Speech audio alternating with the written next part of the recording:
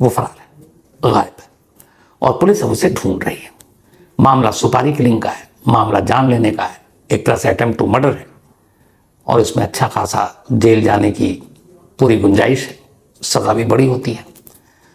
तो अब देखिए इस दुल्हन का क्या होता है, कब हाथ आती है और कब पुलिस के शिकंजे में जाती है। लेकिन मैंने कहा ना शुरुआत में, जैसे कैसी कहानियों से बचना चाहता हूं, किसी न किसी अलग किरदार, अलग शक्ल, अलग कहानी की जो जमीन होती है उससे हटकर ऐसी कहानी आ ही जाती है।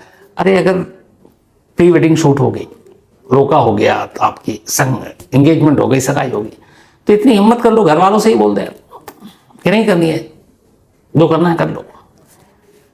लेकिन उस बेचारे का क्या कसूर जिसको आप सीधे दुनिया से उठाने के लिए सुपारी दे रही हो 1.25 लाख रुपए में। आदमी ये सब तब सोचता है जब पकड़ा जाता है और फिर उसे लगता है कि अब उसका करियर खराब हो गया, अब पता नहीं कौन उससे शादी करेगा, और माँ बाप पे क्या बीतेगी मयूरी के, जिनका कोई कसूर नहीं है। वो तो बेचारे कार्ड छपवा कर घर में मेहमान के आने का इंतजार कर रहे थे, उससे पहले ये सब कुछ हो गया।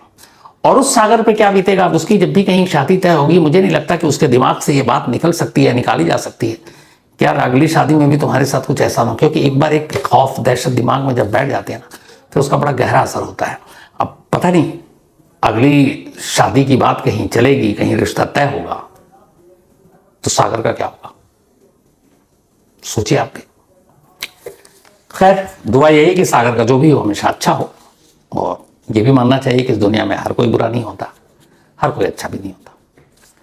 तो इसी के साथ कहानी में आज